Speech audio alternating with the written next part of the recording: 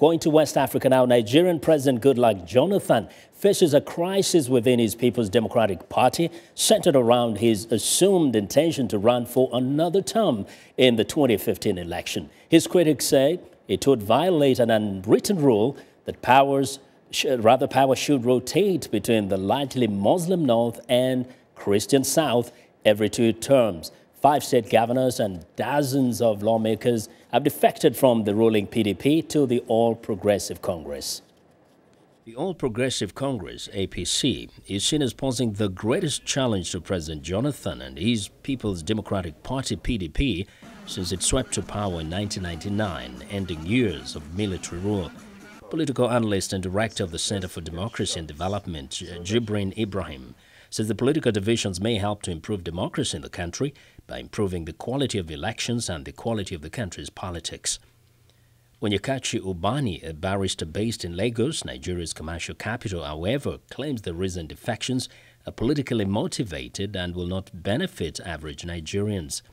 Most of the defecting state governors are from the mostly Muslim North, but there have been some moves from river states in Jonathan's home oil-producing Niger Delta in the largely Christian South.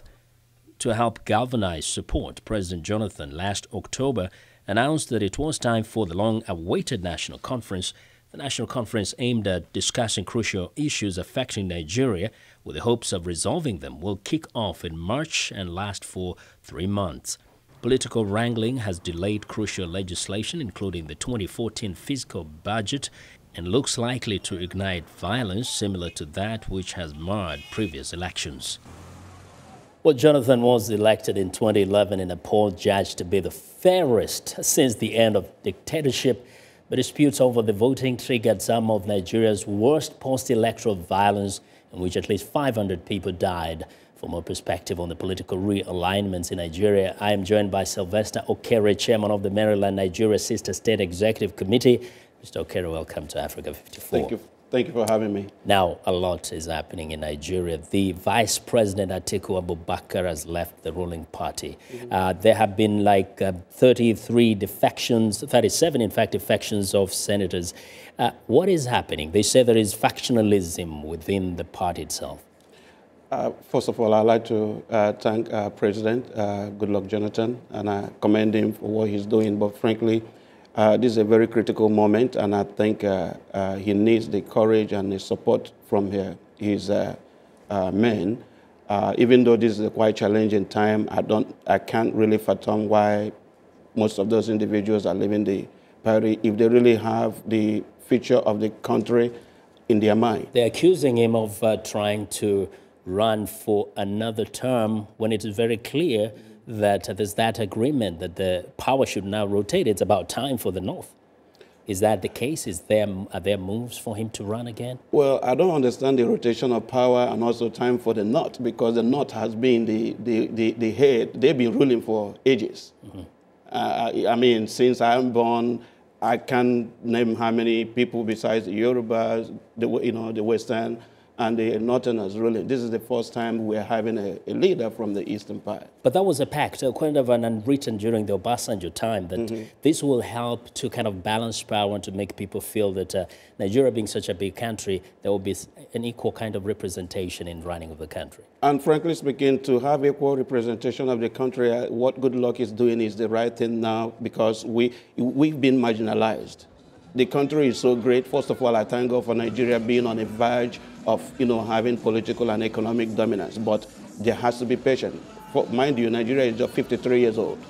So most of the expectations we around the world or the Western world expect from Nigeria is something that I give Nigeria that applaud for being where we are now. But for us to have... You're sounding like you're saying the president is actually intending to run for another term, that it doesn't matter that there was some kind of unwritten rule, that to you doesn't really matter anymore. Well, what matters to me, frankly speaking, I care less about any political party in Nigeria. I care about the people, and none of our leaders have the people in their mind. They don't care about the community. It's all about them. It's all about their party. It's all about their tribe. But do you see danger here as far as the ruling party is concerned, PDP, that it might actually face a big challenge given that these defections are taking away some very key governors and senators from the ruling party? let's allow the people, the community, to do the voting. Let's allow them to decide what they want, because our leaders have disappointed us. So you're saying the truth will emerge at the polling station? That's what I believe, and that's what if I have the last say. Let the people decide what they want. Okay. So, but some fear that this kind of political jostling and juggling and haggling might actually lead to a very tense situation before the elections happen. Do you have any concerns? I do have concern, and if all these leaders, look, all these elderly people that, frankly speaking, have been around, if they can sit back and advise and watch and allow the young people. Look into the system. How many young people do you see there? These are old people. Many of them have ruled before. Why are you running around there? Okay. What do you make of the political parties? Do you think there's any one of them, including the ruling party, that is really carrying the agenda forward? Or are they all messed up? They are all messed up. I'm disappointed by all. By both the ruling party, the PDP? Personally, I am disappointed by all. But at the same time, as Goodluck is there, we give him the support he needs. Those who support him, but there's some who are not supporting him right now. Well, these are those looking for his seat, but let allow the community to decide who they want. Okay. And let them vote justly. But do you feel there might be more defections in the coming days? Well, we pray. You see, we are holding Nigeria in prayer seriously, and I believe the truth will still come up. God will not abandon that nation, because it has gone through a whole lot of turmoil. But right now, our leaders need to sit back. They need to rethink and ask themselves what are the agenda. How does it benefit the community? There is massive unemployment. There is massive insecurity in the country. None of those are in the agenda. None. They are about themselves, about their political power. Why is it that in Nigeria, politics is the only profession someone can get there, your life problem is gone? Okay. Now, because there is something there. Let's hope they get to ponder over a question like yours and those of the other Nigerians in the broader Nigerian community. Well, Mr. Okere, thank you very much for being here with us. Sylvester Okere is the chairman of the Maryland Nigeria Sister State Executive Committee in the United States. We want to know what you think about Africa 54 and the stories we covered during the conversation on Facebook. The address is Africa 54, and check out our headlines 24/7 on voaafrica.com.